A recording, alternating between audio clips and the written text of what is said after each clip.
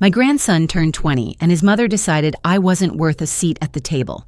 My son sent me a text like I was hired help. Clean up. We'll be back late with guests. That's when I realized I'd been living in someone else's house for 8 years, pretending it was still home. If you're watching this, subscribe and let me know where you're watching from. The text came at 3:30 on a Tuesday afternoon. I was folding Marcus's laundry. Yes, at 67. I was still doing my grown son's washing because Jennifer claimed she was too busy with Tyler's college preparations. The irony wasn't lost on me that Tyler was apparently too busy celebrating his 20th birthday to include the grandmother who'd helped raise him, Mom, taking everyone to Cheyenne for Tyler's birthday. Clean up. We'll be back late with guests. Thanks. Thanks. Like I was the cleaning lady. I stared at that message for a full 5 minutes, sitting on the edge of my bed in what used to be my bedroom before Jennifer decided it would make a better guest room. I'd been sleeping in the basement guest room for 2 years now. Ever since Jennifer's mother started visiting for weeks at a time. Shaw Lauren, the restaurant where Marcus proposed to Jennifer 20 years ago. The place where we'd celebrated every major milestone in Tyler's life. His high school graduation, his acceptance to Ohio State, his first job, every milestone except this one, apparently. I walked to my small basement window and looked up at ground level, watching the neighbors' cats prowl through my former garden. Jennifer had torn out my roses last spring, said they were too much maintenance. She'd replace them with decorative rocks. Very modern, she'd said. Very convenient. My phone buzzed again. This time it was Tyler texting from upstairs. Sorry, Grandma. Mom made plans weeks ago and forgot to mention it. Rain check, rain check. Like spending time with his grandmother was a tennis match that could be rescheduled when the weather improved. I climbed the basement stairs to the main floor of the house that had been mine for 25 years. The house where I'd raised Marcus after his father died of cancer when he was 14. The house I'd let them move into temporarily when Tyler was 4 and they were going through their rough patch. The house that somehow became theirs while I became the inconvenient relative sleeping in the basement. The living room smelled like Jennifer's vanilla candles and her expensive perfume. My old furniture had been relegated to the basement, replaced with her stark white couches that no one was allowed to eat on. The family photos on the mantle were all of her side of the family now. The only picture of me was from Marcus's wedding, barely visible in the background. I heard Marcus's BMW pull into the driveway. My driveway, legally speaking, though I'd stopped mentioning that years ago. Through the window, I watched them pile out, laughing and animated. Marcus in his best suit, Jennifer in a dress that probably cost more than my monthly Social Security check, Tyler looking handsome and happy. They were beautiful together, my family. Beautiful and complete without me. They didn't even glance toward the house as they drove away in Jennifer's SUV, heading to a celebration I'd helped plan for 19 years before this one. I stood at that window until their taillights disappeared around the corner, and something inside me shifted. Something that had been cracking for years finally broke clean through.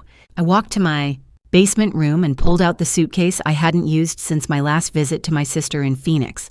Then I stopped, struck by a thought that made me smile for the first time in weeks. They wanted me to clean up. I'd give them exactly what they asked for. The beauty of being invisible for 8 years is that you learn everyone's patterns without them noticing yours. Marcus would drink too much at fancy dinners. He always did when he was trying to impress Jennifer's friends. Jennifer would insist they bring people back to show off their renovated house. Tyler would go along with whatever his parents suggested because confrontation wasn't worth the drama. They'd be gone until at least midnight, maybe later. Plenty of time for what I needed to do. I'd been saving money for 3 years, ever since I realized my welcome had expired.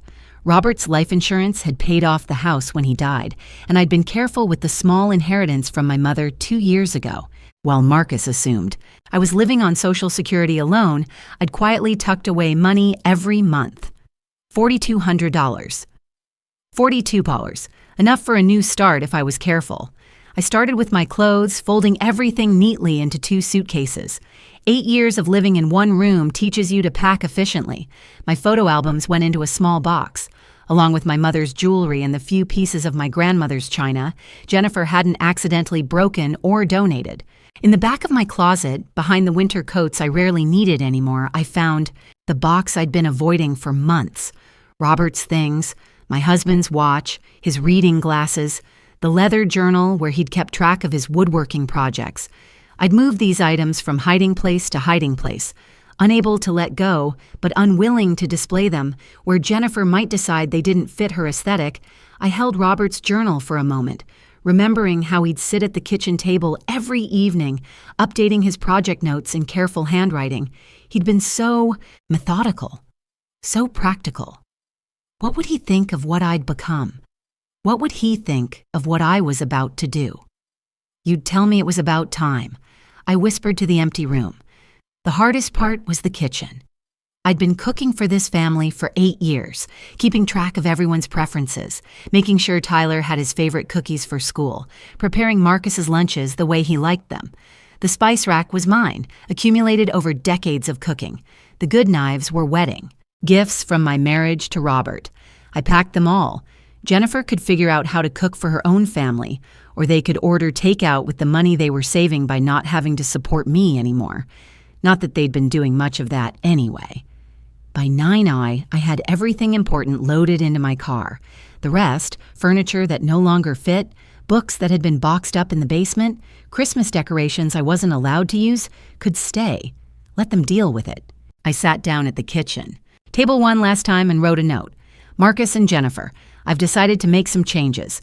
The cleaning is done as requested. Don't worry about me. I'm exactly where I need to be. Eleanor, I almost signed it Mom out of habit, then decided against it. Mothers get invitations to their grandchildren's birthday celebrations. Cleaning ladies get dismissive text messages. I left the note propped against the salt shaker Robert had made in his workshop. The one Jennifer always complained was too rustic for her taste. Then I walked through the house one last time, turning off lights, making sure the doors were locked. My phone buzzed as I loaded the last box into my trunk. A text from my sister Rose in Phoenix. "How's the birthday party?" I typed back. "Plans changed. I'll call you tomorrow." At 10:47 p.m., I pulled out of the driveway and drove toward the highway, leaving behind 25 years of memories and 8 years of slowly disappearing. I didn't look back at the house. Some doors, once you close them, should stay that way. The interstate was quiet, just long-haul truckers and night shift workers heading to jobs that started before dawn. I had no destination in mind, just a need to drive until I figured out where I belonged. The radio played soft jazz, and for the first time in years, I felt something I'd almost forgotten. Freedom. Behind me, my family was probably raising toasts to Tyler's future, completely unaware that I just reclaimed mine.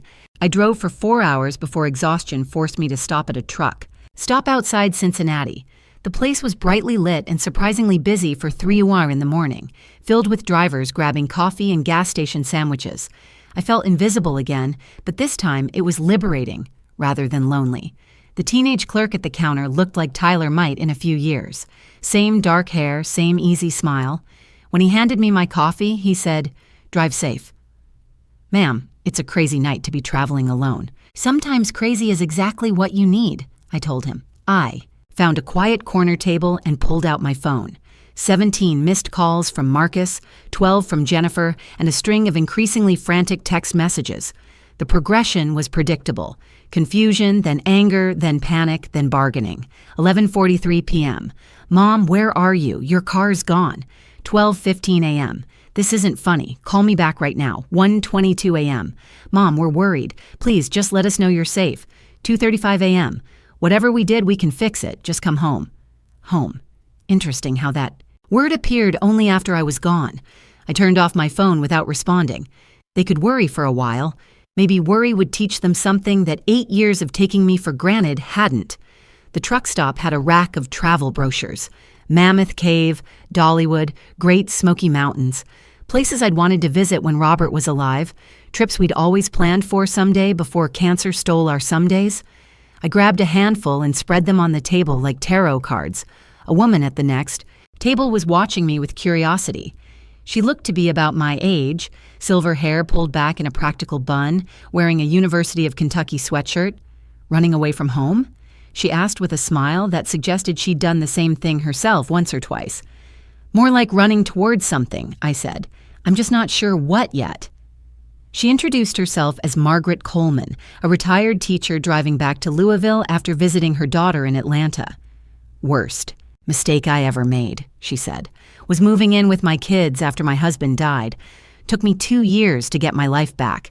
We talked until sunrise, two women who'd forgotten we existed outside our roles as mothers and grandmothers. Margaret told me about the apartment she'd found in Louisville's Highlands neighborhood, close to coffee shops and bookstores, and the kind of life she'd wanted when she was 20, but hadn't dared to pursue. The hardest part, she said as we prepared to leave, isn't starting over. It's forgiving yourself for waiting so long to do it. She gave me her number and made me promise to call when I figured out where I was headed. Women our age have to stick together, she said. The world tries to convince us we're invisible after 60. It's up to us to prove them wrong. I spent the morning driving through Cuckey's rolling hills, thinking about visibility and invisibility, about the difference between being needed and being wanted. By noon, I'd made my decision. I stopped at a bank in Lexington and opened a new checking account with the money I'd saved. Then I found a real estate office and started looking at rental properties. Nothing fancy, just a one-bedroom apartment where I could think clearly without the weight of other people's expectations pressing down on me. The realtor was a cheerful woman named Beth, who didn't ask why a woman my age was apartment hunting alone. She showed me 3 places before we found the right one, a small apartment above a bakery on Main Street, with hardwood floors and windows that faced east toward the morning sun. "The baker downstairs makes the best cinnamon rolls in Lexington," Beth said as I signed the lease. "Fair warning, the smell will ruin you for grocery store pastries forever." I paid first month's rent and security deposit in cash, using the money I'd saved while pretending to be grateful for room and board in my own house. The apartment wouldn't be available until the weekend, so I checked into a nearby hotel for the rest of the week. That evening, I finally turned my phone back on. 43 missed calls, dozens of text messages, and 3 voicemails from Marcus that progressed from angry to desperate. The last message, left at 2:01 a.m., was different from the others. "Mom, I know you're angry about the birthday dinner. I should have made sure you were invited. We should have invited you. Please call me back. I'm scared something happened to you." For a moment, I wavered. He sounded like the little boy who used to climb into my bed during thunderstorms, the teenager who'd cried in my arms when his father died. But then I remembered the text message that started all this, the casual dismissal, the 8 years of slowly erasing me from my own life. I typed a single response: "I'm safe. Don't look for me." Then I turned off the phone again and went to sleep in my first bed that was truly mine in nearly a decade, dreaming of cinnamon rolls and morning sunshine and the radical act of choosing myself for once. Marcus found me through old-fashioned detective work and sheer determination. I discovered this when Claire, the bakery owner, knocked on my apartment door Friday morning with a concerned expression and a fresh croissant. "Eleanor, there's a man downstairs asking about you. Says he's your son. He's been calling every hotel and rental office in Lexington since yesterday, showing your picture around." I sighed, accepting the croissant and the inevitable. I'd had 5 peaceful days to settle in. 5 days of morning coffee without interference, an evening spent reading in my new chair by the window. It had been lovely while it lasted. "Tell him I'll be down in 10 minutes, I said.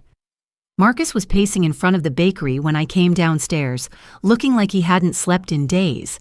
His usually neat hair was disheveled, his shirt wrinkled, and there were dark circles under his eyes. When he saw me, his expression cycled rapidly through relief, anger, and something that might have been genuine remorse. "Mom." He stopped pacing and just stood there, looking at me like he was seeing me for the first time in years. "You look good." I did look good, actually. 5 days of sleeping in my own bed, eating when I was hungry instead of when dinner was scheduled, and making my own choices had already started to show. I was wearing the blue sweater I bought for myself last Christmas, but never worn because Jennifer had said the color was too bold for someone my age. "Thank you," I said. "You look tired." I've been driving around Kentucky for 2 days, stopping at every town between here and Cincinnati, asking if anyone had seen you. He ran a hand through his hair.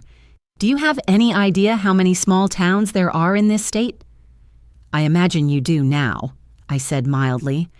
"Would you like some coffee?" Claire makes excellent coffee. We found a table by the window, and I watched Marcus struggle with where to begin. He'd always been uncomfortable with emotional conversations.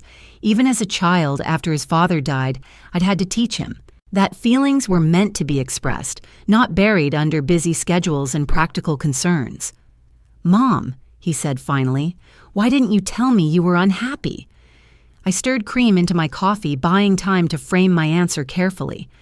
"When was the last time you asked how I was doing, Marcus? I mean, really asked when you had time to listen to the answer." He opened his mouth to respond, then closed it again. I could see him thinking back, trying to remember recent conversations that went beyond logistics and schedules. I asked. "You all the time," he said, but his voice lacked conviction. "You ask if I need anything from the store. You ask if I can watch Tyler when you and Jennifer go out. You ask if I can make dinner for company." I took a sip of coffee, watching his face. "You don't ask how I'm feeling about living in my own house as a guest. It's not like that, isn't it?" I interrupted gently. "Marcus, whose name is on the deed to that house?" Silence. He stared into his coffee cup, and I could see the moment he realized he'd never actually thought about the legal reality of our living situation. "Yours," he admitted quietly.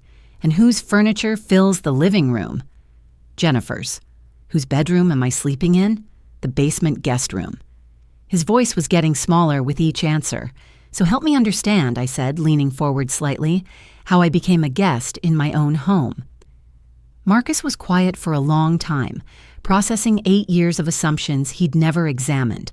When he finally looked up, his eyes were bright with unshed tears. "We never meant for it to happen that way," he said. "When we moved in, Tyler was only 4. Jennifer was overwhelmed. I was working 18-hour days trying to get the business off the ground. You just stepped in and took care of everything. You made it look so easy. It wasn't easy, Marcus. It was love. I know that now." He wiped his eyes with the back of his hand. "But somewhere along the way, we started taking that love for granted. We stopped seeing you as a person with your own needs and started seeing you as the help." He winced. "Yeah, as the help." We sat in silence while he processed this revelation. Outside the window, Lexington was coming to life. People walking to work, students heading to campus, normal Friday morning activity in a city that was slowly becoming home. "Mom," Marcus said suddenly, "I need you to know that Jennifer's been crying for 3 days straight. Not the dramatic crying she does when she wants something. Real crying. She keeps saying she didn't realize that she never meant to push you. Out of your own life." I considered this information carefully. Jennifer's tears could be genuine remorse or strategic manipulation. With her, it was often hard to tell the difference. "What does she want from me, Marcus?" "She wants you to come home. We both do." He leaned forward earnestly. "But not the way things were before. We want to make changes. Real changes." Such as he was quiet for a moment, clearly struggling to come up with specifics rather than vague promises. "We could convert the main floor office into a bedroom for you," he said finally. "You shouldn't be sleeping in the basement. And Jennifer wants to give you back control of the kitchen. She admits she's a terrible cook, and we've all been eating frozen dinners since you left. And family events, birthdays, holidays, decisions that affect the household." His face flushed with shame. "You'll be included in everything, I promise. No more last-minute plans that exclude you. No more treating you like childcare instead of Tyler's grandmother." I finished my coffee while considering his offer. Part of me wanted to believe that change was possible, that 8 years of ingrained patterns could be broken with good intentions and conscious effort. But I'd learned something important in my 5 days of independence. I liked making my own choices. I liked eating dinner at 7:30 instead of 6 because it suited my schedule better. I liked watching the news without Jennifer commenting on how depressing it was. I liked the quiet. "Marcus," I said gently, "I appreciate the apology, and I believe you mean well, but I'm not coming back." His face crumpled. "Why not?" "If we make changes, if we treat you the way we should have been treating you all along, because this isn't about punishment," I said, "it's about finally living my own life." I reached across the table and took his hand. "Son, I'm 67 years old. For 25 years, I was Robert's wife. For 8 years, I've been your living babysitter and housekeeper. For the first time in my adult life, I get to just be Eleanor." But we need you, he said, and his voice cracked like it had when he was 14 and afraid of being alone. You needed who I was to you, I corrected. You needed someone to take care of the details so you didn't have to. That person served her purpose, Marcus. It's time for me to figure out who I am when I'm not taking care of everyone else. He squeezed my hand tightly. Will you at least think about it? Will you consider visiting? I'll think about visits, I said. But Marcus, you need to understand. I'm not coming back to live in your house. This is my home now. After he left, promising to call before driving back to Columbus, I sat in the bakery for another hour, watching people come and go. Some looked stressed and hurried. Some looked content. Some looked lost. For the first time in years, I looked like someone who knew exactly where she belonged. Jennifer arrived the next morning with Tyler in tow, both of them looking like they'd been up all night planning their approach. I opened my apartment door to find them standing in my hallway with the careful expressions people wear when they're about to deliver a rehearsed speech. Eleanor, Jennifer began, we need to talk. I looked at Tyler, who had the grace to look embarrassed. I asked him to come, Jennifer said quickly. I thought you might be more receptive if Tyler was here. The manipulation was so obvious it was almost insulting, using my grandson as leverage in a negotiation, assuming I'd be unable to maintain my boundaries if faced with his disappointed face. Tyler, I said, would you mind waiting downstairs while your mother and I have a conversation? He looked relieved. Sure, Grandma. I'll just get some coffee or something. After he left, I invited Jennifer into my apartment. She looked around with the same appraising expression she'd used when redecorating my living room, cataloging everything that was different from her aesthetic preferences. It's very cozy, she said, which in Jennifer's speak meant small and outdated. It suits me perfectly, I replied. Coffee? She shook her head and sat on my small couch, crossing her legs and assuming the posture she used for difficult conversations. Back straight, hands folded, expression carefully neutral. Eleanor, I owe you an apology. I waited. Apologies from Jennifer usually came with conditions and expectations attached.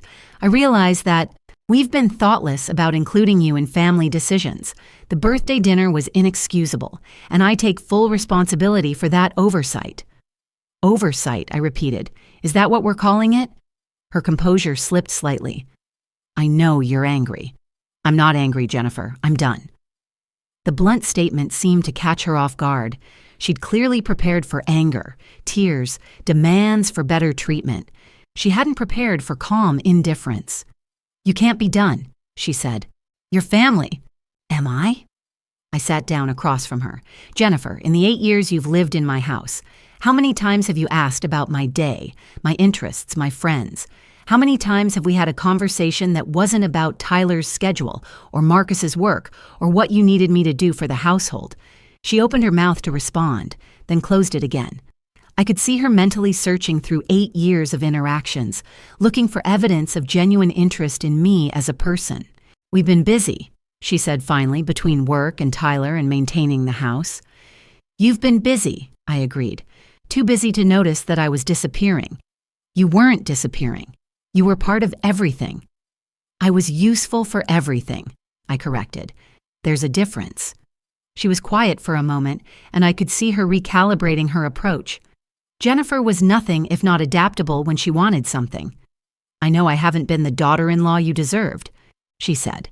And for the first time, her voice carried genuine emotion rather than strategic vulnerability. I was so focused on building our life, our family, that I forgot you were already family. It was the closest thing to a real apology I'd ever heard from her. Thank you for saying that, I said. I appreciate it. Then come home with us, she said quickly. Let us make it right. Let us show you that we can do better. I looked out my small window at the street below where people were walking dogs and buying newspapers and living their Saturday morning lives. Simple, peaceful, unscheduled lives. Jennifer, I said gently, do you know what I had for breakfast this morning? She looked confused by the question. I know French toast with strawberries and real maple syrup. I ate it at 9:30 because that's when I got hungry, not because someone else decided breakfast should be at 8. Yesterday, I read an entire book without being interrupted to discuss dinner plans or Tyler's laundry or whether we needed more paper towels. But you love taking care of people, she said, sounding genuinely puzzled. You're so good at it. I was good at it, I said. Past tense. Jennifer, I spent 25 years taking care of Robert, 30 years raising Marcus, and 8 years helping raise Tyler. I've been taking care of other people for longer than you've been alive. So, what are you saying? That you don't want to be part of our lives anymore? The pain in her voice was real, and for a moment I felt the familiar urge to comfort her, to soften my boundaries for the sake of keeping peace. I'm saying that I want to be part of your lives as Eleanor, not as the woman who handles everything so you don't have to think about it. She was crying now, careful tears that didn't mess up her makeup but conveyed appropriate emotion. I don't know how to do that, she admitted. I don't know how to have a relationship with you that isn't about logistics. It was perhaps the most honest thing she'd ever said to me. Then maybe, I said, softly, it's time for both of us to figure that out. We sat in silence for a few minutes while Jennifer composed herself, and I watched the morning unfold outside my window. A young mother was teaching her toddler to ride a tricycle on the sidewalk, patiently running alongside while the child wobbled and laughed. Will you come to dinner tomorrow? Jennifer asked finally. Just dinner. No expectations, no agenda, just family dinner. I considered the invitation carefully. It would be a test for all of us. Could they see me as a guest rather than household staff? Could I visit without automatically taking over kitchen duties? Could we have a meal together based on choice rather than obligation? I'll come to dinner, I said, but I'll drive myself and I'll leave when I'm ready to leave. She nodded quickly. Of course, whatever you want. And Jennifer, I'm not coming back to live there. This is my home now. I need you to understand that. Her face fell, but she nodded. I understand. After she and Tyler left, he'd given me a tentative hug and promised to call later. I sat on my small balcony with a cup of tea, thinking about the difference between being needed and being wanted. For the first time in years, I was curious to see which one tomorrow's dinner would reveal. Tyler came alone on Sunday afternoon, arriving with grocery bags and a sheepish expression that reminded me of the little boy who used to help me bake cookies by carefully measuring ingredients while standing on a kitchen chair. I brought supplies for chocolate chip cookies, he said. Mom said she'd try to make them, but, well, you know how that usually goes. I laughed, remembering Jennifer's last attempt at baking, which had resulted in smoke alarms and takeout pizza. Your mother has many talents. Baking isn't one of them. We spent the afternoon in my small kitchen, Tyler carefully following my instructions while I guided him through the process I'd taught him years ago. He was more methodical now, less likely to dump entire cups of flour at once, but he still had the same focused concentration he'd shown as a child when learning something important. Grandma, he said, while we waited for the first batch to bake, can I ask you something? Always. When we moved into your house when I was little, were Mom and Dad, were they getting divorced? The question caught me off guard. I'd always assumed Tyler was too young to remember the tension from that time, the hushed arguments I'd overheard, the way Marcus and Jennifer had seemed to be walking on eggshells around each other. Why do you ask? He stirred chocolate chips into the remaining cookie dough, not meeting my eyes. I've been thinking about what you said about how I don't remember life before we lived with you. I called my friend Jake. His parents got divorced when we were in kindergarten, and he said he remembers them fighting all the time before they separated. And you remember your parents fighting? Not exactly. Fighting. But I remember Mom crying a lot and Dad being gone all the time and this feeling like something was wrong, but nobody would tell me what. He looked up at me. They stayed together, obviously. But I keep wondering if they only stayed together because we moved in with you. It was a perceptive question from a young man who was finally old enough to understand the adult dynamics that had shaped his childhood. Tyler, I said carefully, your parents were going through a very difficult time when you were 4. Your father was working around the clock to establish his business. Your mother was overwhelmed with a young child and financial stress, and they were both exhausted and scared, so they were considering divorce. I sighed, remembering those early months when Marcus and Jennifer had moved in temporarily. The fights that stopped abruptly when I walked into a room, the way they'd slept in separate bedrooms those first few weeks, the relief on both their faces when I'd offered to help with childcare and household management. They were considering their options, I said diplomatically. But Tyler, whatever problems they worked through them because they wanted to. I provided support, but I didn't save their marriage. They saved it themselves. He nodded thoughtfully. But you made it easier for them to focus on fixing things instead of just surviving day to day. Maybe. The timer went off, and we transferred the first batch of cookies to a cooling rack. Tyler immediately reached for one, burning his fingers slightly and making the same face he'd made as a 4-year-old, encountering the same problem. Some things never change, I said, handing him a napkin. Some things shouldn't change, he said. But some things should change before it's too late. We were quiet while the second batch baked, both of us lost in thought. When Tyler finally spoke again, his voice was more serious than I'd heard it since he'd arrived. Grandma, I need to apologize to you. For what? For not noticing. For being so caught up in my own life, college, friends, my girlfriend, that I didn't see what was happening to you. For not calling you directly about my birthday, for not making sure you were included. He paused, struggling with the words. For letting you disappear in your own house. The pain in his voice was genuine, and I felt my heart crack slightly. This young man, my grandson, was carrying guilt that belonged to the adults who should have been paying attention.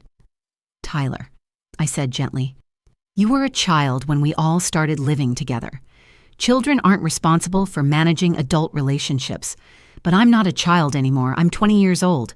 I should have noticed that my grandmother was sleeping in the basement while my girlfriend had sleepovers in what used to be your bedroom. I hadn't known about the sleepovers, and the information stung more than I wanted to admit.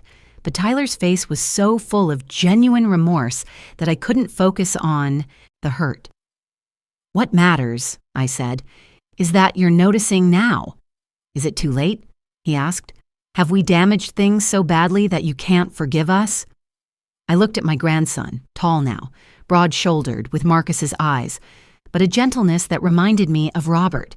He was old enough to take responsibility for his choices, old enough to understand consequences, but young enough to still believe that love could fix anything. Tyler, I said, forgiveness isn't the issue. I'm not angry at you or at your parents. I'm just done being someone I never wanted to be. What do you mean? I don't want to be the grandmother who's always available, always accommodating, always putting everyone else's needs before her own.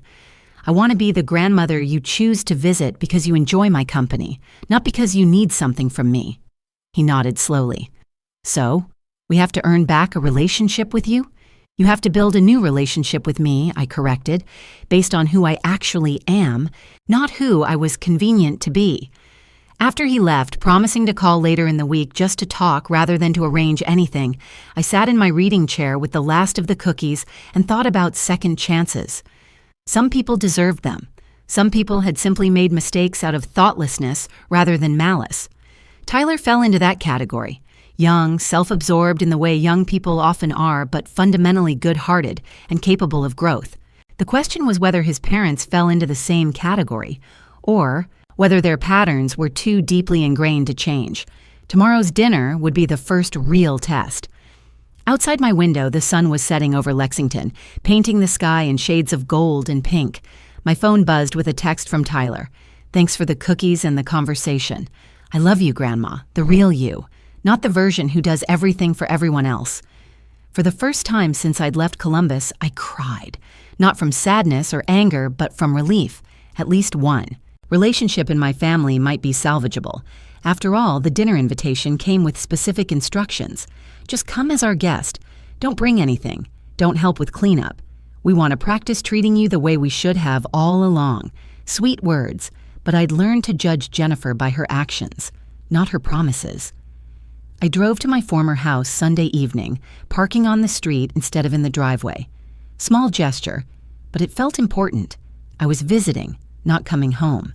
Marcus opened the door, wearing an apron that still had the price tag attached. Behind him, I could smell something burning and hear Jennifer's voice from the kitchen using words I'd taught Tyler never to say around adults. Mom, Marcus said, looking genuinely relieved to see me. Perfect timing. Jennifer's having a small culinary challenge. I followed him into the kitchen where Jennifer stood over the stove, frantically stirring something that looked like cement mixer contents. Her face was flushed, her perfect hair was disheveled, and she was clearly on the verge of tears. "The sauce separated," she announced without looking up, "and I think the roast is dying." Despite everything, I felt the familiar urge to step in and fix things. 8 years of muscle memory don't disappear overnight. But I caught myself and remained in the doorway, hands folded, waiting to see how they'd handle their crisis without me. "Maybe we should order pizza," Marcus suggested helplessly. "No." Jennifer's voice was sharp with frustration. "I said I'd cook dinner for Eleanor, and I'm going to cook dinner." Tyler appeared from the living room, took one look at the scene, and walked to the stove. "Mom, step back. Let me help." I watched with interest as Tyler took charge of the kitchen crisis. He'd apparently learned more from our cooking sessions than I'd realized. He salvaged the sauce with patience and butter, rescued the roast from overcooking, and somehow turned Jennifer's culinary disaster into something resembling dinner. "Where did you learn to do that?" Jennifer asked, watching him work with obvious amazement. "Grandma taught me," Tyler said simply. "She always said cooking disasters are just opportunities to practice problem solving." The look Jennifer shot me was unreadable. Embarrassment, gratitude, resentment that her son had learned crucial life skills from someone she'd been taking for granted. We sat down to dinner at 7:30, half an hour later than planned, but nobody complained. The food was adequate, the conversation careful and polite, like strangers trying to make a good impression. Marcus asked about my apartment. Jennifer complimented my sweater. Tyler shared stories from college that didn't require anyone to do anything for him. It was pleasant. It was also completely artificial. "This feels weird," Tyler said suddenly, expressing what we were all thinking. "We're acting like people who just met." "Maybe that's not a bad thing," I said. "Maybe we need to meet each other as adults instead of assuming we know who everyone is." "But we're family," Marcus said. "We shouldn't have to get to know each other. Family doesn't mean you automatically understand each other, son. It just means you're committed to trying." Jennifer had been quiet through most of the meal, but now she looked up from pushing food around her plate. "Eleanor, can I ask you something?" "Of course. Are you happier living alone, making your own decisions, not having to worry about anyone else's schedule?" The question was more direct than I'd expected from Jennifer and more honest. "Yes," I said simply. "I am," she nodded slowly. "I've been thinking about what you said, about not knowing how to have a relationship with you that isn't about logistics. You're right. I don't know how to be around you without asking you to do something. Then maybe," I suggested gently, "we start with just being around each other." After dinner, I kept my promise to myself and didn't help with cleanup. Instead, I sat in the living room, my former living room, now decorated entirely to Jennifer's taste, and watched Marcus and Jennifer navigate washing dishes together. They were clumsy at it, clearly out of practice with shared domestic duties, but they were trying. When I got up to leave at 9:00, Marcus walked me to my car. "Mom," he said, "I know tonight was awkward, but will you come back? Maybe next Sunday." I considered the request. Dinner had been strained, but not unpleasant. They were making genuine effort even if they weren't sure how to sustain it. "I'll come back," I said. "But Marcus, I need you to understand something. I'm not auditioning to be part of your family again. I'm deciding whether I want to be." He nodded soberly. "I understand. And Mom, thank you for giving us a chance to figure this out." As I drove back to Lexington, I reflected on the evening. They were trying, but it felt like actors playing roles they'd never rehearsed. The question was whether they could sustain the performance long enough for it to become genuine. My phone buzzed with a text from Tyler. "Thanks for coming tonight. Sorry if it felt weird. We're all learning how to be different people." Maybe that was the key. Maybe they weren't trying to fix the old relationships. Maybe they were trying to build new ones. 3 weeks into my new life, I discovered that independence had its own rhythm. Monday morning, book club at the library. Tuesday afternoon, gardening with my neighbor Harold. Wednesday, farmers. Market shopping. Thursday, volunteering at the Literacy Center. Friday, coffee with Margaret Coleman, who'd driven up from Louisville to check on me. It was a full life, a chosen life, and I was surprised by how little I missed the constant demands of managing other people's schedules. Marcus had been calling every few days, checking in without asking for anything specific. Jennifer had sent 2 texts, one sharing a photo of her successful attempt at making my pot roast recipe, another asking for advice about Tyler's upcoming graduation party, progress of sorts. Then Tyler called on Thursday evening, his voice tight with an emotion I couldn't identify. "Grandma, can I come visit this weekend? Not for dinner or anything planned. I need to talk to someone who isn't invested in keeping family peace." "Of course," I said immediately. "What's going on? I'll explain when I get there." "But Grandma, I think I understand now why you left." He arrived Friday afternoon carrying a manila folder and wearing the expression of someone who'd discovered uncomfortable truths. I made coffee and waited for him to find his words. "I've been going through Dad's business files," he said finally, for a project at school about family businesses. I thought I'd write about his company, maybe interview him about being an entrepreneur. That sounds like a nice project. Yeah, it was supposed to be. He opened the folder and pulled out several documents. "Grandma, did you know Dad took out a second mortgage on your house 3 years ago?" I felt something cold settle in my stomach. "What? A second mortgage for $80,000? Tyler's voice was carefully controlled, but I could see the anger underneath. "He used your house as collateral for a business loan without telling you." I stared at the papers Tyler handed me, seeing my address, seeing the legal description of my property, seeing Marcus's signature, but not mine. This isn't possible. He can't mortgage my house without my consent. He can if he has power of attorney for your finances. The words hit me like a physical blow. Power of attorney. The document Marcus had convinced me to sign 2 years ago just in case something happens to you, Mom. The document I'd signed to give him access to my accounts for emergencies, never imagining he'd use it to borrow against my house. "Tyler," I said slowly, "how much does your father owe on this second mortgage? $73,000 plus the original mortgage still has about $60,000 left." I did the math quickly. Marcus owed more than my house was worth. If he defaulted on the business loan, I could lose the house I'd owned free and clear when Robert died. "There's more," Tyler said quietly. He pulled out another document. "The business loan. It wasn't for business expansion like he told Mom. He used the money to pay off their credit cards and buy Mom's car. They've been living beyond their means for years, using your house as their personal ATM." I sat back in my chair processing this information. No wonder Marcus had been so panicked when I left. No wonder Jennifer had been so desperate to get me to come back. They weren't worried about my well-being. They were worried about losing their collateral. "Tyler," I said carefully, "why are you showing me this?" "Because I think you have a right to know that your son committed financial fraud against you, and because I'm tired of my parents lying to everyone, including themselves. What are you going to do?" He was quiet for a moment, staring out my window at the street where normal people were living honest lives. "I don't know. I love my parents. But what they did to you is unforgivable, and they're still doing it. Still acting like they're trying to rebuild your relationship when really they're just trying to keep you from finding out they've been stealing from you." I thought about the recent dinner invitations, the careful apologies, Marcus's suddenly regular check-in calls, all of it designed to keep me satisfied enough not to look too closely at my financial situation. "Grandma," Tyler said, "I think you need to get a lawyer." I think you're right. That evening, after Tyler left, promising to keep our conversation confidential until I decided how to handle the situation, I sat alone with the documents he'd given me.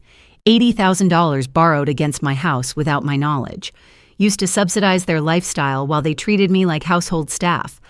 I thought I was angry when they excluded me from Tyler's birthday dinner. I thought I was hurt when they made me sleep in the basement of my own house. But this was different. This was theft. This was my own son using legal documents I'd trusted him with to steal my financial security. My phone rang. Marcus calling for his regular check-in. "Hi, Mom. How was your day?" I looked at the documents spread across my kitchen table, evidence of years of deception, and made a decision. "It was educational," I said calmly. "Very educational indeed." Monday morning, I walked into the law office of Patricia Morrison, the attorney Margaret Coleman had recommended. Patricia was a woman about my age with silver hair and sharp eyes who specialized in elder financial abuse. She looked over Tyler's documents with professional calm that didn't quite hide her anger. "Mrs. Walsh," she said finally, "what your son did is called financial exploitation. Using power of attorney to mortgage your property without your knowledge or consent is illegal, regardless of family relationship. What are my options?" "Several. We can demand immediate repayment. We can have the power of attorney revoked and the mortgage reversed, or we can file criminal charges. The question is what outcome you want." I thought about Marcus as a 14-year-old boy crying in my arms after his father's funeral. I thought about the young man who'd worked 18-hour days to build his business, who'd married Jennifer in my backyard, who'd brought Tyler to visit me in the hospital when I had pneumonia 3 years ago. I also thought about 8 years of sleeping in my own basement, 8 years of being treated, like hired help in the calculated deception of recent weeks. "I want my house back," I said, "free and clear, the way it was when Robert died. That's going to require them to pay off both mortgages immediately. Do they have that kind of liquid capital?" I almost laughed. If they had $130,000 lying around, they wouldn't have needed to steal from me in the first place. Patricia nodded. "Then they'll probably have to sell the house to pay off the mortgages and give you the proceeds. Are you prepared for that possibility? Was I prepared to force my son and daughter-in-law to sell the home where they'd raised Tyler? Where they'd built their life together? The house that had been mine first, that I'd shared with them out of love and gotten betrayal in return. Yes, I said, I'm prepared for that. We spent the morning preparing legal documents. Patricia would send Marcus a letter demanding full disclosure of all financial transactions involving my property, immediate repayment of all unauthorized loans, and revocation of the power of attorney agreement. "Mrs. Walsh," Patricia said as I prepared to leave, "I need to warn you that this will likely destroy your relationship with your son and daughter-in-law. Financial disputes within families rarely end in reconciliation. The relationship was already destroyed," I said. "I just didn't know it yet." I drove home to Lexington feeling strangely calm. For weeks I'd been questioning whether I'd been too harsh in leaving, whether I should have tried harder to fix things from within. Now I knew the truth. There had never been anything for me to fix. The foundation of our relationship had been rotten from the beginning. My phone rang as I was making lunch. Jennifer's name on the screen. "Eleanor, I hope you don't mind me calling. I wanted to invite you to Tyler's graduation party next month. Just family, nothing elaborate." The audacity was breathtaking. She was planning a party at my house using money borrowed against my property without my knowledge and asking me to attend as a guest. "That sounds lovely," I said pleasantly. "Will you be serving food?" "Oh, yes. I was thinking of having it catered. There's this wonderful company that Marcus found. Very reasonable prices. Reasonable prices paid with stolen money." I wondered how long they'd been living this double life, spending beyond their means while presenting themselves as successful professionals, managing their finances responsibly. "Jennifer," I said, "I'm curious about something. The house has seemed different the last few times I've visited. Have you done some remodeling recently?" A pause. "Then just some updates. You know how old houses need constant maintenance? Updates? Like the new kitchen counters?" I'd noticed the updated flooring in the hallways, the expensive light fixtures throughout the main floor, all paid for apparently with money borrowed against my equity. "Well," I said, "I'm sure it's all very nice. I'll look forward to seeing the improvements at Tyler's party." After I hung up, I sat in my quiet kitchen and thought about lies and secrets and the different kinds of theft that exist in families. They'd stolen my money, but more than that, they'd stolen years of my life, making me complicit in my own exploitation by convincing me I was needed when really I was just convenient. My phone buzzed with a text from Tyler. "How did it go with the lawyer?" I typed back. "Better than expected. Your parents will be hearing from her this week. Are you okay with whatever happens next?" I looked around. My small apartment, my books on the shelves I'd chosen, my coffee cup on the table I'd bought, my life arranged exactly as I wanted it, and typed my response. I'm exactly where I need to be. Patricia's letter was delivered Wednesday morning. I know because Marcus called me at 7:23 a.m., his voice shaking with what sounded like genuine shock. Mom, what the hell is this letter? You're accusing me of financial fraud. You're threatening to have me arrested. I'm not threatening anything. Marcus, I'm simply asking for an accounting of what you've done with my property. Your property. Mom, we've been partners in that house for 8 years. You can't just decide to pull the rug out from under us. Partners? That was a new interpretation of our arrangement. Marcus, I said calmly, when did we become partners? I don't remember signing any partnership agreements. I don't remember being consulted about the second mortgage. Silence. Then I was protecting your interests. The business needed capital, and using the house as collateral was the most efficient way to secure funding, protecting my interest by borrowing $80,000 without my knowledge.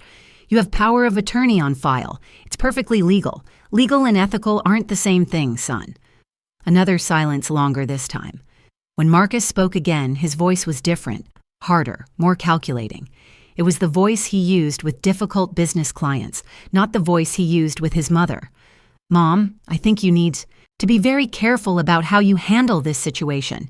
If you force us to sell the house, Tyler loses his childhood home. Jennifer loses the kitchen she spent years perfecting. I lose the office where I've built my business.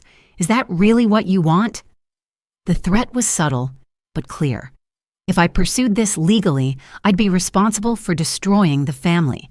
I'd be the selfish old woman who put money above relationships. Marcus, I said quietly, what I want is the truth. How long have you been using my house to secure loans without telling me? It's not like that. How long? A pause. Then 3 years. But Mom, everything I borrowed was invested back into the business. It's not like I spent it on vacation or jewelry. You spent it paying off credit cards and buying Jennifer's car. The silence that followed told me everything I needed to know. He hadn't expected me to have specific information about how the money was used. Who told you that? He asked finally. I thought about Tyler, about the courage it had taken for him to bring me those documents, knowing it would destroy his family's carefully maintained facade. I wasn't going to expose him to his father's anger. Does it matter who told me?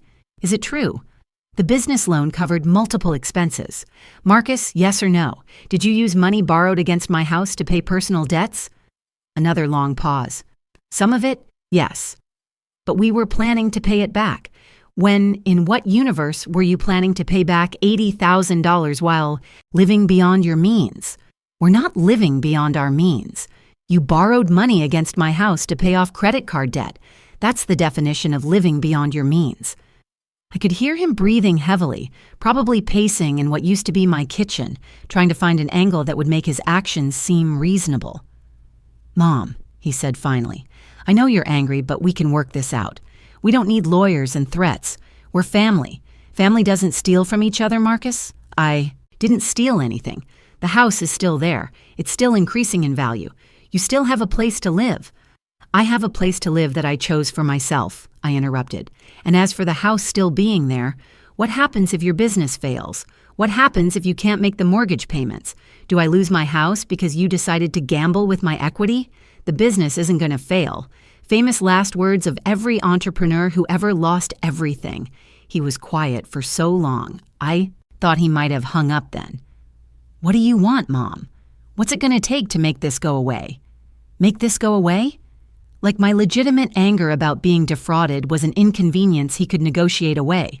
I want full repayment of all unauthorized loans secured by my property. I want the power of attorney revoked, and I want an apology that acknowledges what you did was wrong. I can't pay back $80,000 overnight. Then you'll have to sell the house. Mom, please think about Tyler. Think about what this will do to him. I thought about Tyler, who'd had the integrity to expose his parents' deception, even knowing it would hurt him. Tyler, who'd said he was tired of his parents lying to everyone, including themselves. I am thinking about Tyler, I said. I'm thinking about what kind of example you're setting for him. I'm thinking about what lessons he's learning about honesty and integrity, and how you treat people you claim to love. You're really going to destroy your own family over money. And there it was. The final insult. After 8 years of exploitation, after years of being treated like household staff, after discovering that my own son had been stealing from me while pretending to care about my well-being, he had the audacity to suggest that I was the one destroying the family. "Marcus," I said, "I'm not destroying anything. I'm just finally refusing to pretend that what you've built on lies and theft is worth preserving." I hung up before he could respond, then turned off my phone entirely. Outside my window, Lexington was coming to life. People heading to honest jobs, living within their means, treating their family members with respect. Tomorrow, Patricia would begin the formal process of recovering my stolen equity. Marcus and Jennifer would have 30 days to pay back the money or put the house on the market. For the first time in 8 years, I was going to sleep in a bed I owned free and clear, in a home no one could steal from me. The call came from Tyler 2 weeks later, his voice carefully controlled in a way that reminded me he was no longer a child, but a young man dealing with adult consequences. "Grandma, they're selling the house. Mom's been packing all day, crying over every box. Dad's been locked in his office making phone calls to real estate agents. How are you handling all this, sweetheart?"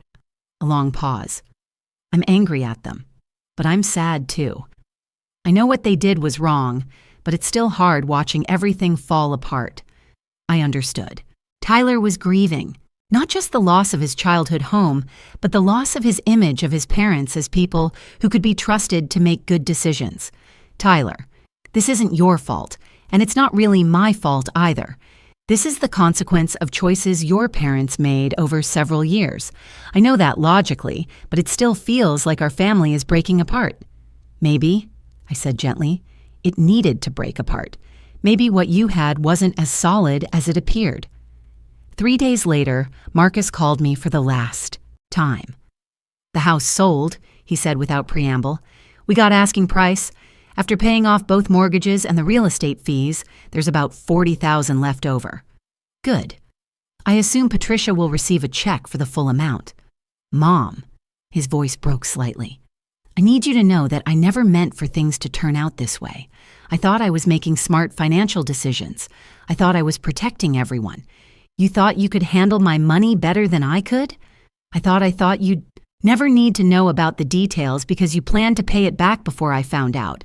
Because I thought you'd always be living with us so it wouldn't matter whose name was on the documents."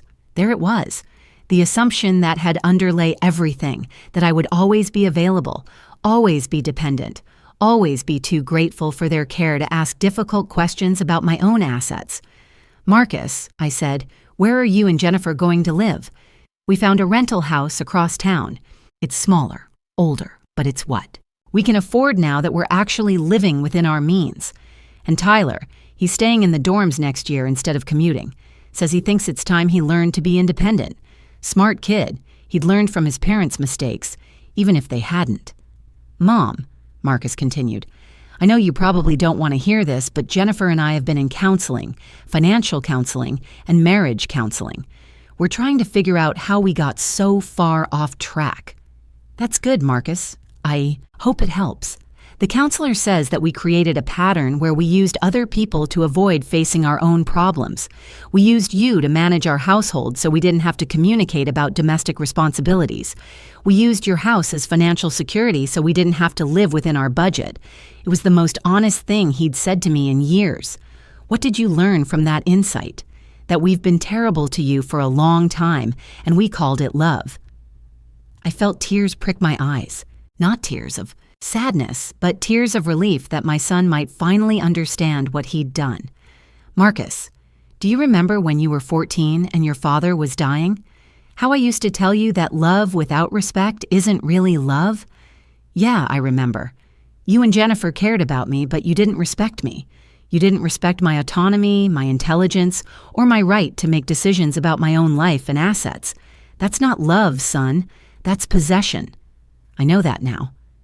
We were both quiet for a moment. I could hear Jennifer in the background probably eavesdropping on our conversation. "Mom," Marcus said finally, "is there any chance you could forgive us? Not now. Maybe not for a long time, but eventually." "I've already forgiven you, Marcus. But forgiveness doesn't mean trust, and it doesn't mean going back to the way things were. What does it mean? It means I hope you learn to be better people. It means I hope you build a marriage based on honesty instead of shared financial irresponsibility. And it means I hope Tyler learns from your mistakes. 6 months later, I received a graduation announcement in the mail. Tyler Walsh, Bachelor of Business Administration, summa cum laude. The return address was a rental house across town from my former home. I drove to Columbus for the graduation ceremony, sitting in the back of the auditorium where I could see my grandson cross the stage to receive his diploma. He looked confident, mature, ready to build his own life on his own terms. After the ceremony, Tyler found me in the crowd. "Grandma, you came. I wouldn't miss it." He hugged me properly without reservation or agenda. "Will you come to dinner? Mom and Dad are taking me to celebrate. And they specifically asked me to invite you." I looked across the parking lot where Marcus and Jennifer stood next to their older, more modest car, waiting to see what I would decide. They looked different, less polished, less confident, but maybe more real. "I'll come to dinner," I said, "but I'll drive myself." Over pasta at a family restaurant that was nothing like Chez Lauren. We talked about Tyler's job prospects, his girlfriend's veterinary school applications, his plans for the future. Marcus and Jennifer asked careful questions about my life in Lexington, about my volunteer work, about the book club I joined. It wasn't comfortable exactly, but it was honest. No one pretended we were the family we used to be. No one assumed anything about anyone else's availability or obligations. When I got up to leave, Jennifer walked me to my car. "Eleanor," she said, "I want you to know that losing the house was the best thing that could have happened to us. We've learned to live within our means, to communicate about money, to handle our own domestic responsibilities. I'm glad to hear that. And Marcus has learned to cook," she added with a small smile. "Badly, but he's learning. That's progress." She was quiet for a moment. "Then I know we can't undo what we did, but I hope someday you might want to be part of our lives again. The real version of our lives, not the fantasy we were living before." "Maybe," I said. "Let's see what kind of people you become." As I drove back to Lexington, I thought about second chances and new beginnings. Some relationships could be rebuilt on more honest foundations. Others needed to end so that better ones could take their place. I had $40,000 in my savings account, a little apartment that smelled like cinnamon rolls every morning, and a life that belonged entirely to me. At 68, I was finally learning who Eleanor Walsh was when she wasn't taking care of everyone else. It was, I discovered, exactly who I was meant to be all along. Thanks for listening. Don't forget to subscribe and feel free to share your story in the comments. Your voice matters. Music.